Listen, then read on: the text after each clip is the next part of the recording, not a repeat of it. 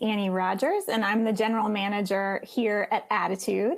Thank you for joining today's event, which we call Mental Health Out Loud.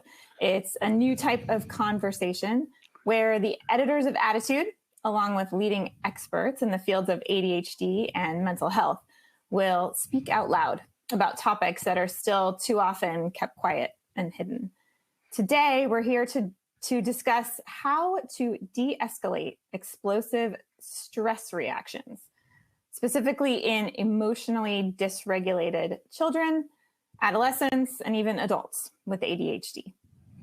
Helping us to navigate this nuanced and important conversation today on mental health is an esteemed friend and contributor to ADDitude, Dr. Bill Dodson.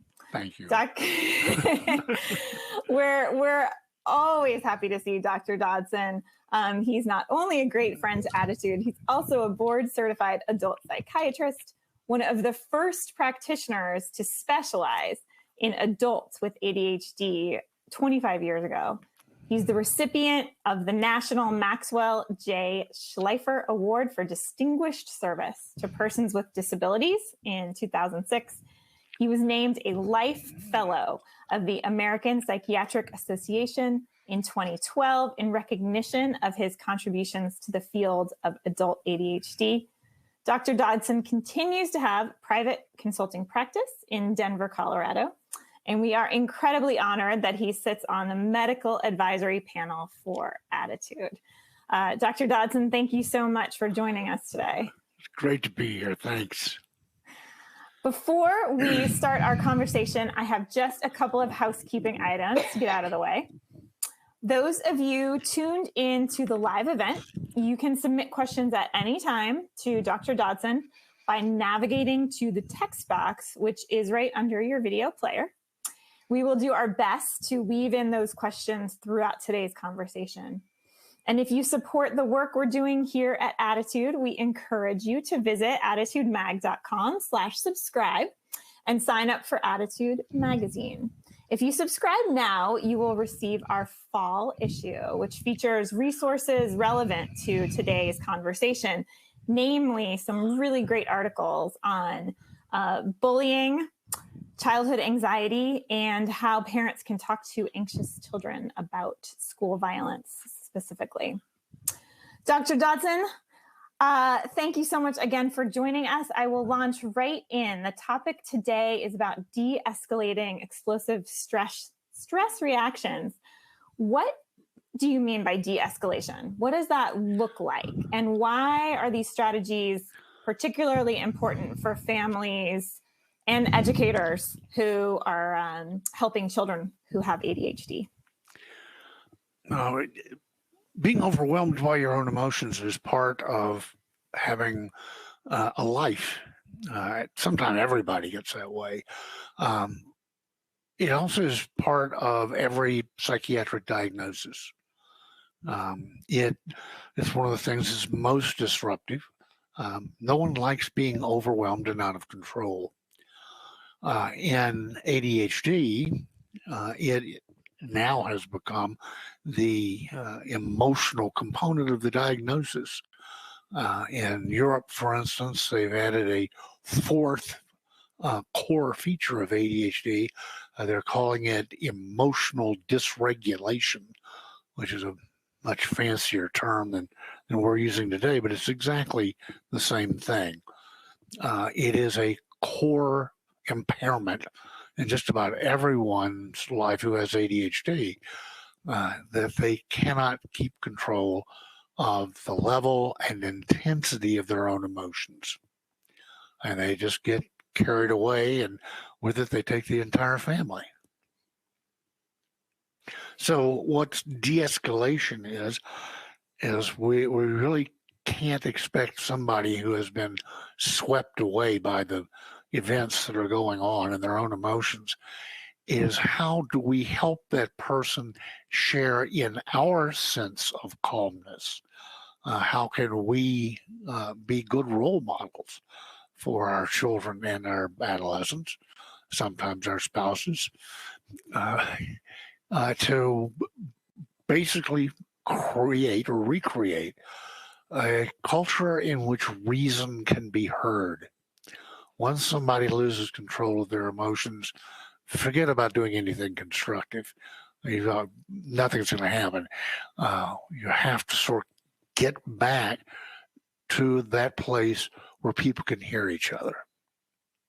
So that's what de-escalation is and its purpose. And you've said before in various articles for ADDitude that really this emotional dysregulation is a core component of ADHD, though maybe not, well, definitely not included in the DSM. No. It is. It is in Europe, though. If you look at the consensus guidelines that have been published in the European Union ever since 2018, they include emotional dysregulation. And there's a very big component of the literature in the U.S. Advocating that emotional dysregulation be made a core feature, diagnostic feature of ADHD. Again, we have to wait around for the American Psychiatric Association to update the Diagnostic and Statistical Manual, but they should have done that 3 years ago. So they're going to be doing it sometime soon, and everybody wants to make sure that this one gets on the table. Right. I will mention to our listeners that you wrote a great article about deficient emotional self-regulation, which we will include in the resources so you can learn more about this in the realm of ADHD. But the bottom line is that if you are dealing with an emotionally dysregulated child, student, spouse, self, this is an almost universal phenomenon. Yeah. Yeah. Yeah, you're also giving me credit for Russ Barkley's work. Oh my goodness, I did. See, that's what happens when I go unscripted. Okay. Yeah, the deficient emotional self-regulation, say that 3 times real fast, is Russ Barkley's work. Yes, of course. Also brilliant, like yourself. Yes. So my apologies. It is a great background article, nonetheless. It is, nonetheless, it's a great background article, and it really gives you the points that are being argued about right now. And we're trying to figure all this out as well. So that's a caveat. This is a work in progress. It's like trying to assemble the plane while we're in flight, but it is probably the hot topic in the field right now. Okay. I did want to send you right away a question that we received from one of our readers. And this is not an uncommon one. They wrote in to say, what's the best way to support my 8-year-old with ADHD through explosive anger during which he's physically aggressive toward others in our family?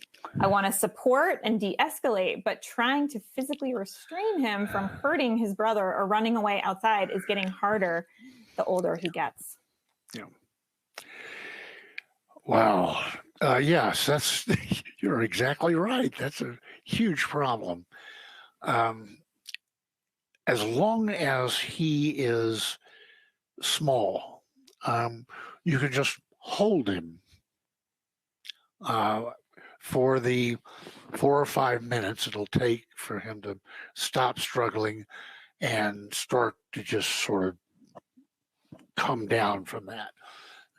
It's getting a physical constraint because he doesn't have the ability to have constraints coming from within inside him. Once people get older than that, it's a pretty hard technique to do. But if you think about, when anybody is upset, one of the first things we do is we hug them. Not just a little, quick, is hug and hold to help them know that they can't exceed certain limits. When you ask people, what are you afraid of? Death comes in third. Losing control of yourself is second, and fear of losing your mind is first. So that's the level of emotional torture these people are going through, and it's very easy to lose track of that when they're throwing things at you and screaming obscenities, and you're wondering, where did a 5-year-old learn that word? So that's a technique that works. Sometimes just walking away. Some kids want to get you upset with them, and that's their goal. And so you can say, I see that you've lost control of yourself. I'll be back in a few minutes, and during that time you can get a grip, and then we'll sit down and talk about this. But you want to avoid that situation where blowing up is rewarded and enabled, because otherwise that's going to be a steady diet, because they know they can get you off of anything you want to do. The whole family has to come to a screeching halt while they engage with him to her over this, a lot of times, a temper tantrum. I wish there was some clear label that would appear on the kid's forehead to tell you what the cause at that particular moment is of this breakdown. But there's going to be as many causes as there are kids and adolescents. Usually it's the same sort of thing for a given individual, but often it's very hard to tell exactly what's going on. So the sort of axiom number one is you actually don't have to know the cause. The goal is the behavior and how to get the person to quiet. And you can just make comments on what's going on. I see that you're very upset. You want to get them talking to you rather than having a fit. You can say things like, it must be very difficult to be out of control the way you are. Is there some way I can help? Or what would be helpful to you right now in getting this under control so that you can feel better? You can actually have the child as teacher.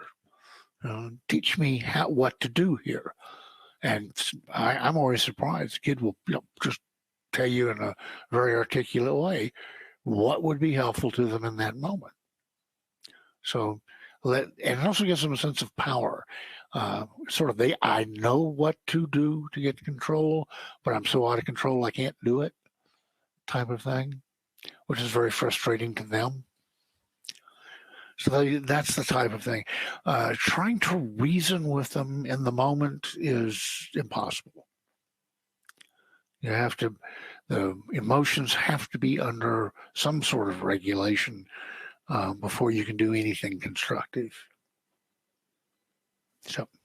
Right. Okay. Very helpful. Important to remember that knowing and doing are two very distinct things. And very distinct. Right. Right. If they could do, they would have done. Mm-hmm. Mm-hmm. Right. So there's got to be some barrier that's some challenge that's keeping them from doing what they know. And the trick is discerning how to help them overcome that barrier. Now, in the case where there is physical and or emotional abuse targeted towards siblings or perhaps classmates, in the case of an educator, is it the caregivers or educators' first response to ensure the safety of others? There's a rule when you're on an inpatient psychiatric unit and something like this happens. Your first goal is to keep yourself safe. If you feel you're going to be hurt, pack up and get out. If you then have any energy left over, you protect the rest of the staff. You protect other people. And then if you have anything left after that, then you take care of the person who's out of control. Because unless you're strong, unless you are not afraid for your safety, you can't do anything, because a person will pick up your sense of anxiety, and it's very easy for you to get overwhelmed. A lot of parents, I think, can go back and recreate in their own minds an instant like this where they got sucked into the tornado and got upset and overwhelmed. And it's impossible to think when you're in the moment and out of control. So it's very unpleasant, it's unconstructive, and you can't think anymore. So the parent, people who wrote these questions, have to take care of themselves first. It'll say that the first thing to do at a cardiac arrest is take your own pulse. You have to be calm. You have to be rational. You have to be problem solving before anything good can be accomplished with the child. And we do have a lot of questions streaming in on this topic. And one of them is how to, if you do need, in order to remain calm, to, as you said, remove yourself from the situation temporarily, how to communicate to the child that you're not abandoning them, but that you are regulating your own emotions and finding your own calm. No. A lot of parents will say, I'm putting myself in a timeout. Most kids understand that term. And I'll be back just as soon as, I'm cool, calm, and collected. And then we'll pick up where we left off. Or you say, I see that right now you're completely overwhelmed. I'm going to give you a chance to go aside and come down a couple of notches, and I'll be back in about 10 minutes, and we can pick up here when reason can be heard. I mean, you tell them, you don't allow them to imagine, oh, I'm being abandoned. You say, I'll be back in 10 minutes. And while I'm away, I'm going to be doing the following things to calm down. You become a role model in that way. So just the goal is to get them from being overwhelmed by feelings to talking. When you're talking about something, you're not doing it. And in your experience, does it work to discuss go-to strategies ahead of time? Absolutely. With your child? Because a lot of people are saying, I try to walk away, my child follows me and even, berates me. Is there something that those parents can do in a calm moment to work on strategies and then just remind their child of those strategies? That should have been number one. Once you get into one of these storms, there's no rationalizing, there's no teaching, there's no analysis. No, it's your one goal is to get the emotion under control. So you have to have discussed this not once but many times before. And one of the questions that I always ask is, when you blow up on a regular basis, how's that working for you? Does it work well for you? Do you get what you want?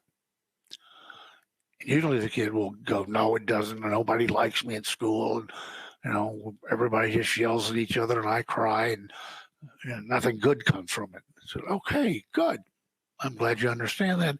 Let's start planning about how we prevent those from ever happening. We're not going to wait until you get lost in it. We're going to do all the things ahead of time, such as we're going to make sure that you're not hungry. We're going to make sure that you have something to drink. Those sound so simple, but they work so well. Again, it's just basic nurturance. And also, a lot of these kids, have no self-awareness. They don't know when they're hungry. They don't know when they're thirsty. You can help them with trying to recognize what their triggers are being. That if they're on that slippery slope into a meltdown, what are the things that say, uh-oh, I'm going someplace where I don't want to go? What are the techniques I can do to change the course and go someplace else? But prevention. And it's going to be unique for each and every child. I think this is a good place to toss in another notion, and that is, what are realistic goals? It is not a realistic goal that a kid will be calm. That just doesn't happen. What you hope is things are going to be better. They're not going to be as often as close together, as disruptive, and it's going to be an incremental thing where they learn through repetition how to nip it in the bud, to prevent it from going off into a meltdown. But if you have the expectation that you're going to have, all of a sudden your children are going to become Swiss and, just never misbehave, that's not going to happen. So you have to have realistic goals to tell you what success looks like. The other thing is that people can get to these meltdowns in as many ways as there are people. That's going to be one of the big things that handicaps us today is, are we talking about somebody who, is fighting any sort of restrictions on behavior? In other words, a brat. Are we looking at somebody who suddenly has had their brain turn on to oppositional defiant disorder? Because that usually has a sudden onset. Are we looking at somebody who really, what we're seeing is sort of a panic disorder? They're overwhelmed by their own anxiety. Are we looking at somebody with rejection-sensitive dysphoria, who can't stand criticism of any sort, or even the perception that there might be something wrong with them? And I can keep going, but those are, some examples. So what we're going to talk about today are really kind of general techniques.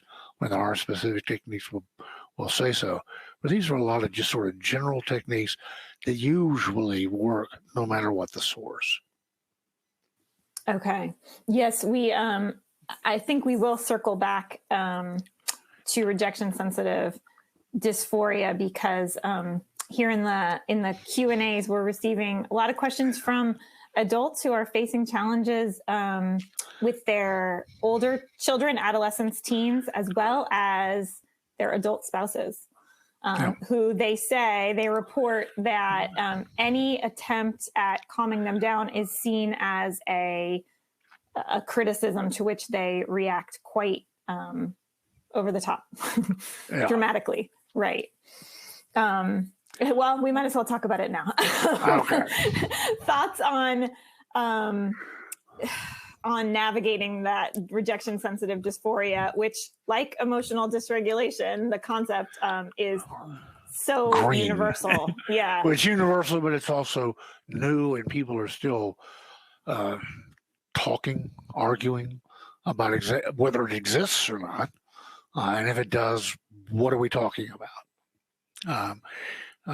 And there's also a great divide in that people who have ADHD, usually there's absolutely no question in their minds ADHD is a thing, because they've lived it, they've seen it in themselves and their kids, no doubt. You take it to a clinician and they go, I've never heard of this, therefore if I haven't heard about it, it doesn't exist. And of course, immediately commit the sin of rejecting and belittling the patient who just came in and told them this is very important to me. So, I mean, they missed the concept right from the get-go. So it's going to be a while before clinicians get in the game. Right now, most don't know that they don't know and don't care that they don't know. So if finding somebody who at least understands that is going to be the first step. One of the big controversies is about what helps. I am in the school that says because these episodes hit so dramatically, so suddenly, and you've got maybe 2 or 3 seconds to go, uh-oh, I'm going to go into one of those episodes, you're in it. You go from 0 to fuck you that fast. And so there's just no time to say, now, what did my cognitive behavioral therapist say to do? Now, there's no time for that. And so I am one of the people who says, again, preparation is everything. You need to find a medication that works. And there are 2 different classes, but the majority of people with a simple medication with virtually no side effects, it almost goes away completely. So for me, that's just kind of a no-brainer, that you do something quick, easy, etc. But again, it's preparatory.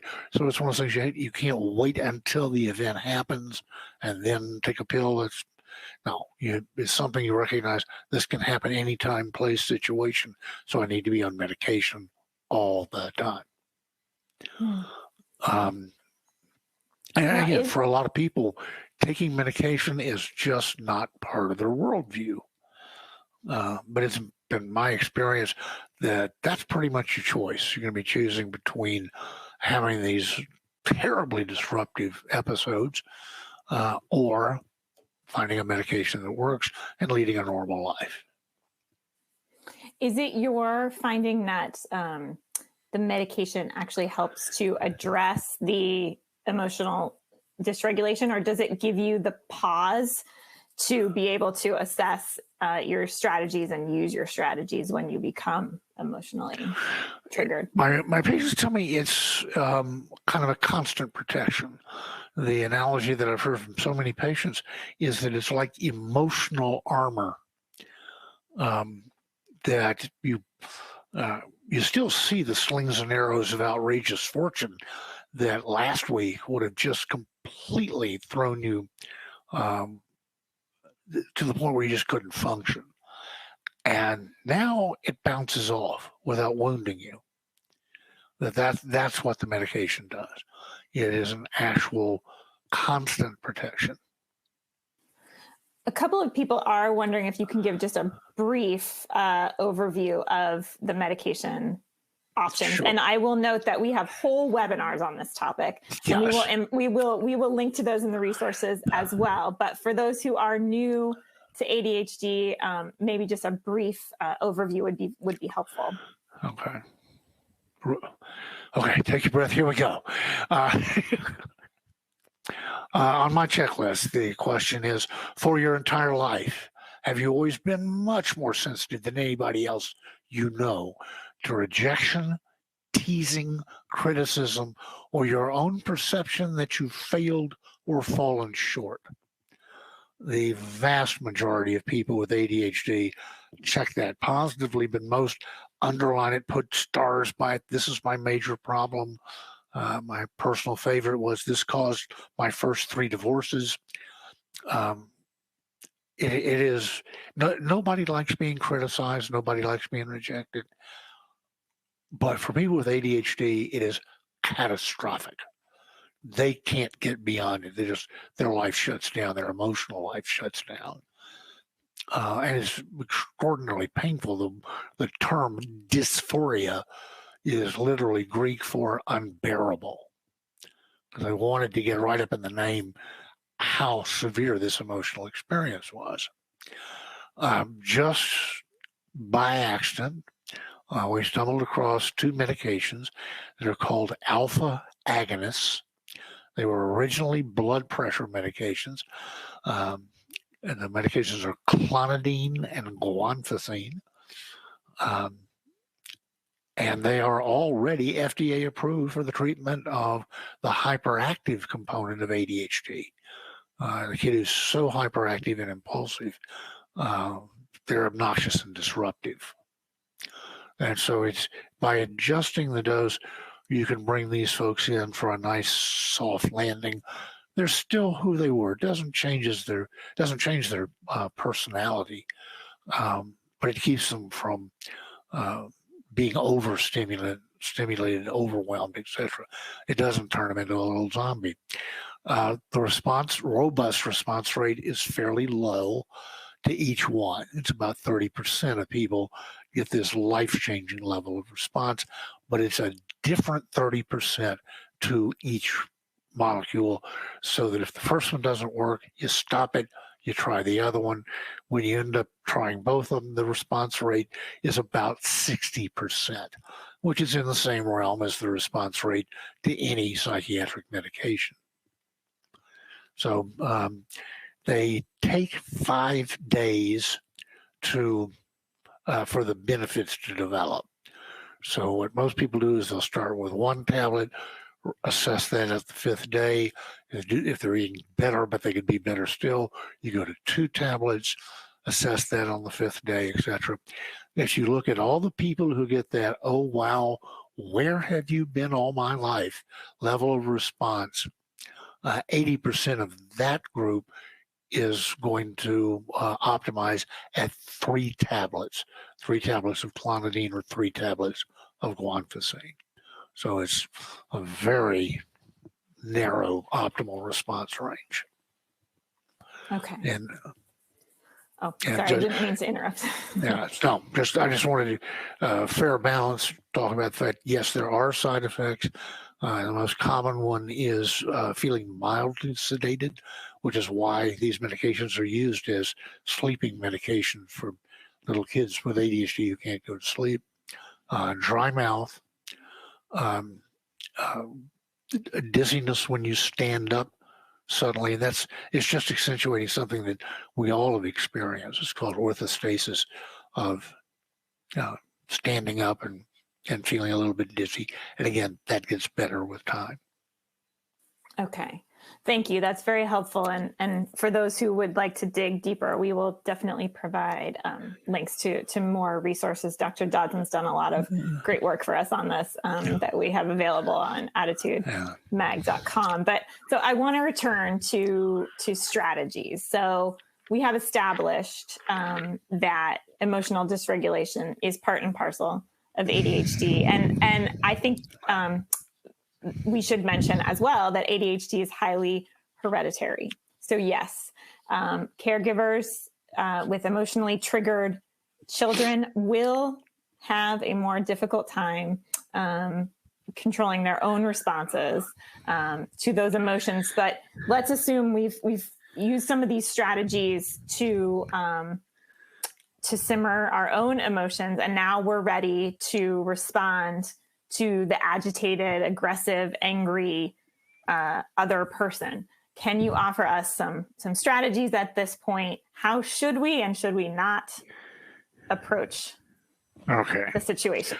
And we're also assuming that we've done all those what a friend of mine calls a little constant attention to the basics. If you're not doing the basics, nothing else going to work. Person's had adequate sleep. They've eaten a good meal. They're not thirsty. They're not dehydrated. And whatever extraneous stress in their life has been addressed aggressively. So we've done our best to stop this from happening at all. What you then do is try to be a mirror to the person so they can see themselves. You try to reflect a person who's calm, cooperative, has their voice under control, so that the patient will see and mirror. You know, when you're with somebody, if they're laughing and stuff like that, you tend to get jolly and laugh along with them. If they're suspicious and paranoid, you tend to get vigilant right along with them. All human beings tend to mirror the person they're with. I would suggest that you minimize gestures, movements, and things like that. Because somebody who is already out of control and maybe feeling threatened, for somebody to make a big gesture or something like that, it's just going to startle them. And you've lost all of the calmness that you've worked so hard to build. Be on the same eye level with the person. A kid's not going to calm down for somebody who's looking down at them. Try to, get down on your knees or something like that so that you're on the same eye level with them. You don't get too close, though. I always say two arm length away from the person. If they want to close that distance, that's okay, but you give them their personal space. You don't stand between them and the door. You also don't let them stand between you and the door. And if things get out of hand, you need an escape route. Try not to argue. Many of the parents out there will know their kid. They'll recognize their kid because they will try and suck them into an absolutely nonsensical argument where there is no right answer. And once you're off in this philosophical question where they've already prepared it and can defeat anything you say, you're no longer working on what the issue is. And these kids are great at diversion. They will get you off down a rabbit hole talking about something else that doesn't matter at all. So you have to always keep coming back. We'll talk about that. That's very philosophical, very interesting. But right now, the only thing we need to be talking about is how upset you are. Yeah, tell me more about what's going on. And I really want to know what you're experiencing. You bring it back and you get them talking again, talking rather than doing. You don't fight with their version of reality. You try and correct, what they think is going on. Now you can say, if that were going on, I can understand why or how a person would be upset. You're not saying that they're right or anything like that. You can just say, I understand how this could happen. So that you just validate feelings. The human brain can only do one thing at a time. People say that they can multitask. I'm sorry, that's nonsense. You may jump very quickly from one thing to the next. So giving them an exercise to do where you overload that system, where you give them something to drink, something to eat, so they have to be leaving what they were upset about just to have something to drink. Or you can ask them to do breathing exercises or something like that. You say, let's just slow down a bit and take some deep breaths together. I don't want you to focus on your breathing. So as soon as you get them to focus on breathing and how it comes in and how it goes out and stuff like that, they're no longer embedded in their emotional state. So again, you can use diversion just as well as the kid can. Right? It's basically just changing the subject. Asking questions also gets them to divert from being overwhelmed by emotions to rationalized storytelling. You tell them you want to hear their narrative. You want to hear about them, what they're going through, and most people just love that. They want people to be interested in them and to care about what they're thinking and feeling. And you can offer help with, some problem solving. So I see you're very frustrated with having tried so hard and not having anything work. Let's see if we can figure out what we need to do to make this work. on going the exact opposite direction, the kid may be making just utterly outrageous demands. I want you to take my little brother and send him away. Put him with another family, blah, blah, blah, that sort of thing. Their solution is to put the blame on somebody else and a scapegoat, basically, and run them off the cliff. Sometimes just being humorous. You can say, oh, I finally understand why we're having this disconnect. You've mistaken me for somebody who cares. Your demand is so outrageous. Nobody can take you seriously. So let's go back and let's find some way in which you can be taken seriously. Because otherwise they're just going to keep demanding and demanding, and they'll dig their heels in. That's a very good way. My own kids could never find a way around that one. Or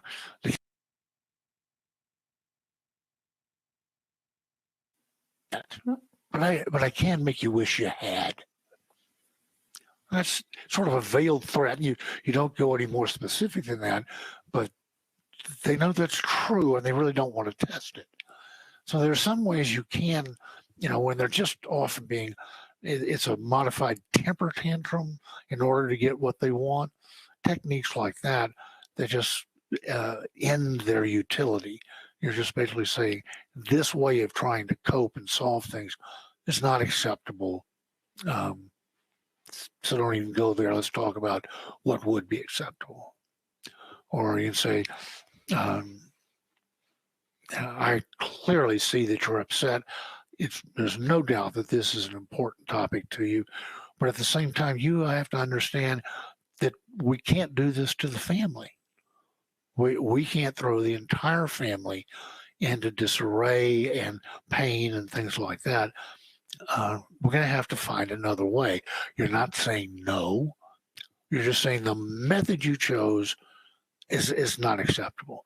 Families don't do this to each other.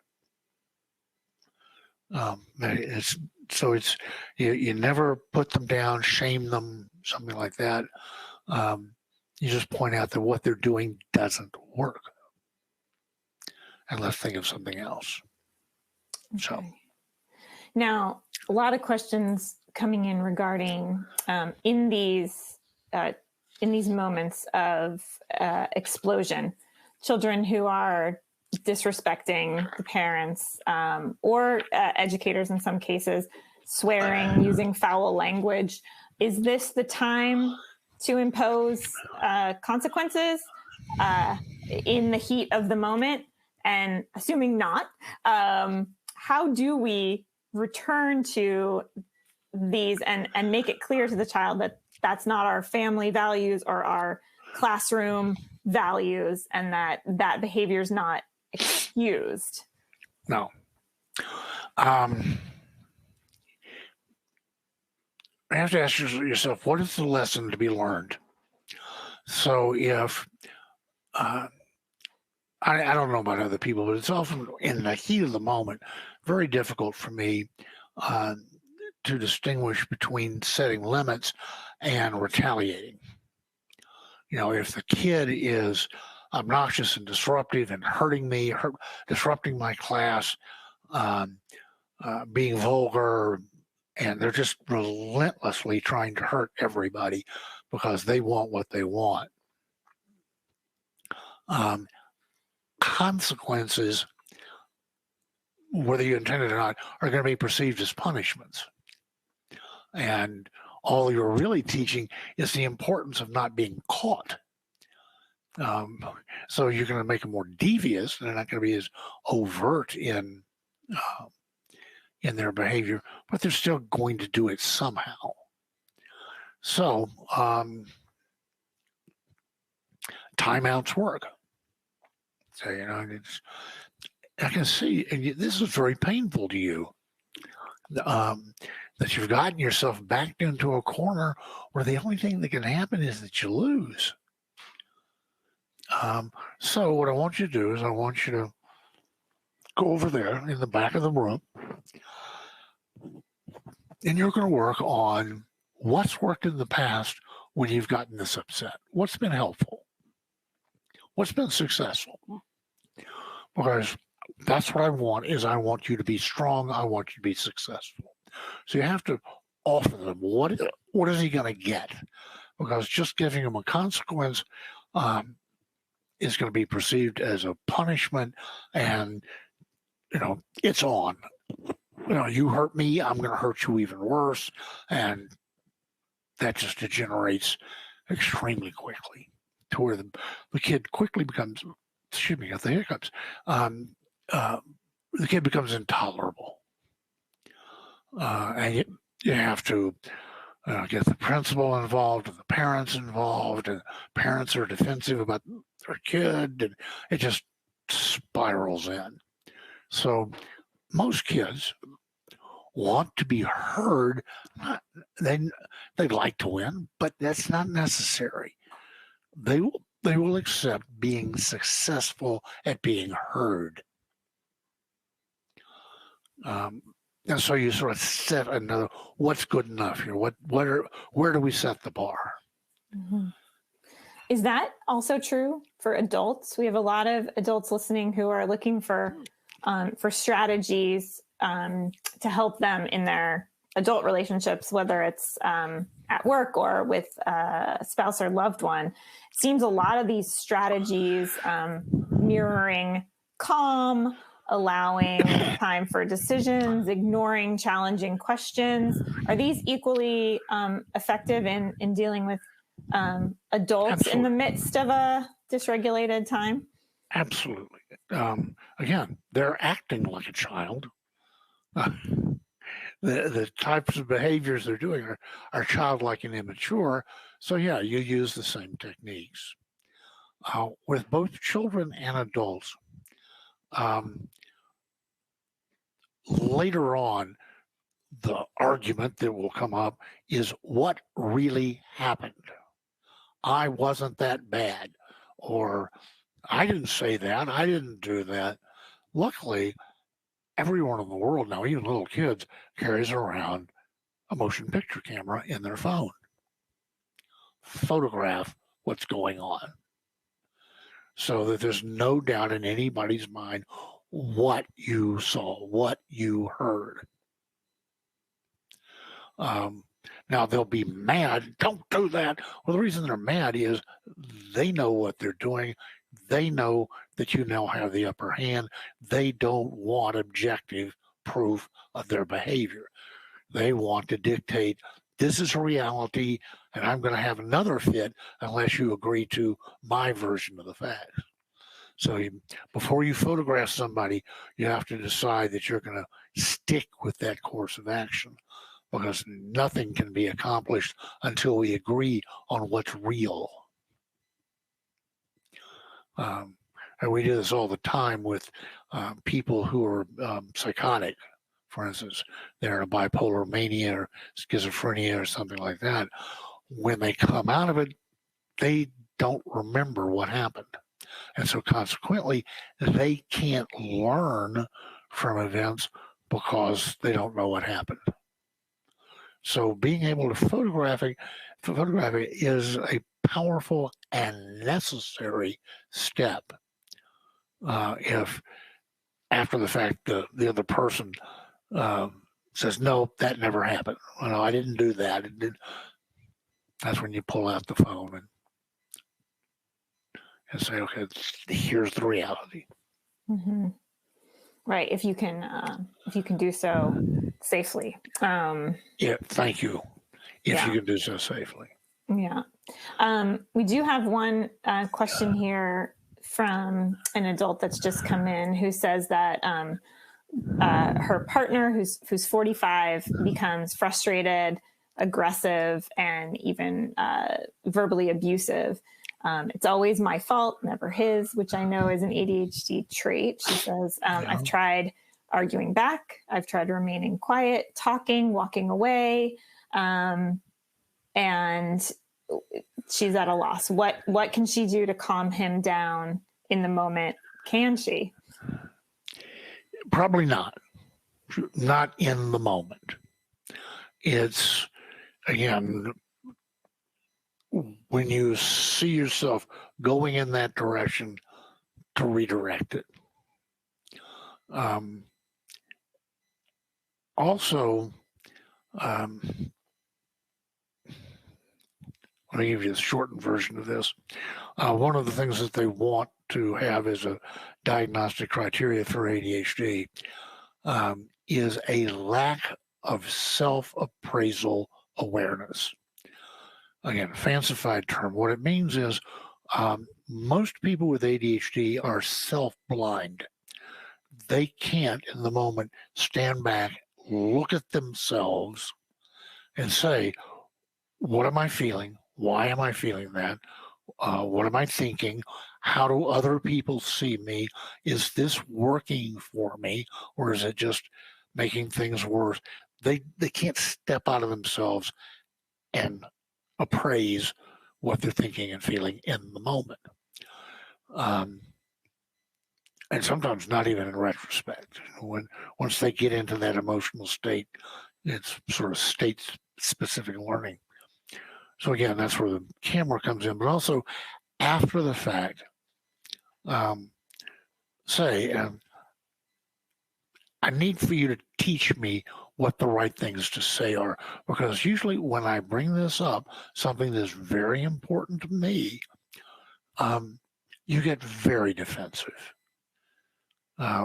You are really threatened by what I have to say. So I need for you to help me find the words to talk with you about this. Well, of course, you have already opened this subject. You've already talked about it. But by asking for his help in dealing with this, you've sort of nipped that degeneration into a fight or defensiveness. You're asking him to stay engaged in the process of mastering this. So that helps a lot, but it can't be in the moment. It has to be another time. Also, never start a conversation like this after 8 o'clock at night. Nothing ever good happens after 8 o'clock at night. It's a good rule. Yeah. That's a good rule for life. Dr. Dodson's rules for life. If you take nothing else away. Just look at your watch. It's 7:59. Just no. I'm gonna go have that last piece of pie that's in the fridge. You'll be happier with that choice. There is another tricky nuance that I want to make sure that we get to, and that is, I'll read you the question. As a wife and mother living with two ADHD males, both a spouse and a child, they can have explosive verbal arguments. They each want to have the last word. What are some techniques I can use to help when both of them are going from 0 to 10? So you are like the moderator between this explosive parent-child interaction. Quite a few referees in the audience today could use some strategies for in the moment. Right. Well, as they would with boxers in the ring, first thing they do is tell them to go to neutral corners and separate them. Put them in different rooms. They can't fight with each other in different rooms. Also, with the husband, you say, you expect you to respond better than a child. You want to be a good role model to our son. So let's start talking about the things you can do instead of being a negative role model and just mirroring back to him what he's doing. What are the things you can do so that you will be admirable and you'll be proud of what your response was? People want to be successful. They want to be proud of themselves. So that's what you offer them. if you change your behavior, you get something for that. You get pride. You get a better relationship with your son, that sort of thing. With the son, you go out and do the opposite of, yeah. Are you proud about how that went? And when you get into the arguments like this with your dad, how's that working for you? Does that work out in a way that gets you anything at all? So let's talk about how you can get your dad to hear you. And so you're talking about, your goal is to be heard, acknowledged, validated, not necessarily agreed with, but at least what you think and feel is valid and important to your parents. Yeah, so just getting people to talk with each other in a civil, polite way. I mean, if I could, I'd have the whole nation doing that. Because as a nation, we can't do that, but we could start with one family at a time. It's how do we talk together? Right. And you mentioned that during those calmer moments when we can begin working on strategies, you mentioned deep breathing as one strategy that we can begin to learn and fall back on. Yeah. Are there others that we can work on arming our loved ones with to help in those moments? Yeah. The thing is, anything that distracts them from the emotion is going to be helpful. Counting the tiles in the ceiling, for instance. Again, they've gotten out of the emotions into a non-emotional task, counting ceiling tiles. Or sitting there and it's almost getting them to be OCD, to count the number of letters and words or something like that. You're doing whatever that person will do to get off the subject. Those are the types of things. And again, it's going to be a different thing for each person. But again, it's just a change. It doesn't largely matter to what. It's just to stop going down the rabbit hole of being out of control emotionally to doing something that takes their attention to counting ceiling tiles. So that's always the first step, is changing, getting them out of being stuck in a situation that can only go from bad to worse. Right. And it's in some ways that's like a mindfulness technique, sort of a creative one, but it's awareness in your surroundings that is outside of your emotional body. Right. The thing is that a lot of times, though, and again, I will caveat this, where for a lot of people, medications are just not part of how they think of the world. But all of the things that we've been talking about are deeply genetic and neurologic. We now know that oppositional defiant disorder is genetic, biological, neurological. It is how you're wired. And consequently, behavioral techniques don't work well in older people, and especially if they have ADHD. So I suggest to people that they at least try what medication has to offer, so that they'll make their decision based on knowledge, facts, and not political beliefs. So try it, see what it has to offer. If it doesn't work, you get rid of it. If it does work, it'll change their lives. Mm-hmm. It'll save their lives. So it's give it a try. Mm-hmm. And as a caveat with that, find a doc who knows what he's doing. If a doc says, well, I don't do much ADHD, take him at his word. They said, well, who would you refer me to? A lot of people will stick with their pediatrician, even though their pediatrician has tried to warn them that he doesn't know what he's doing. So if somebody says, well, I don't know that much about it, listen to them and go to somebody else, at least for a consultation. Mm-hmm. Yes, I will mention that we do on the ADDitude website have a directory of MDs, PhDs, PsyDs, all who have experience in ADHD. So if you are looking for someone who is more of a specialist, that is one place to start. There are some other good, Psychology Today has a good directory as well.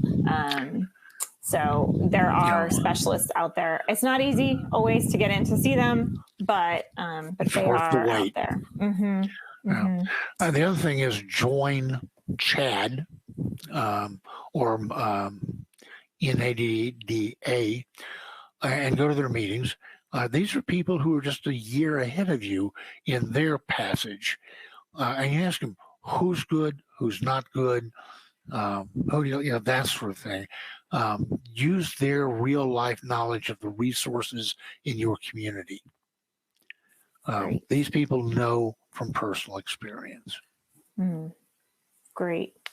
Well, I hate to be the bearer of bad news. We are out of time today. Dr. Dodson, thank you so much for being here today and for lending, your thoughtful expertise to this really important conversation. I think we all walked away with some greater understanding of ADHD and emotional dysregulation, and also some strategies that we can try to put into place. So thank you for being here.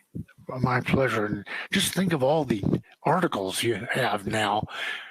Just take these letters and answer them, and you get an article out of each one. Oh my goodness. More than 200 questions have streamed in during our live conversation. So 200 articles are coming right up. But I think that's a measure of how big a problem this is. Agreed. And we will do our best. Don't be alone with it. Mm-hmm. You are not alone. We are here to help, and there are other people who have ideas as well. So thank you, everyone who did join us today, submitted your questions, and joined the conversation. You are why we are here, and we are so honored at ADDitude to call you our community. So thank you for joining. I did want to mention that we are working on our next installment for the Mental Health Out Loud series. If you have an idea, a topic that you would like for us to cover, way that we can help you, you can tell us now in the comments. You can also always email us at customerservice@attitudemag.com, and of course, visit us online. So until next time, thank you again, Dr. Dodson, and thank you everyone out there for joining us. Thank you for inviting me.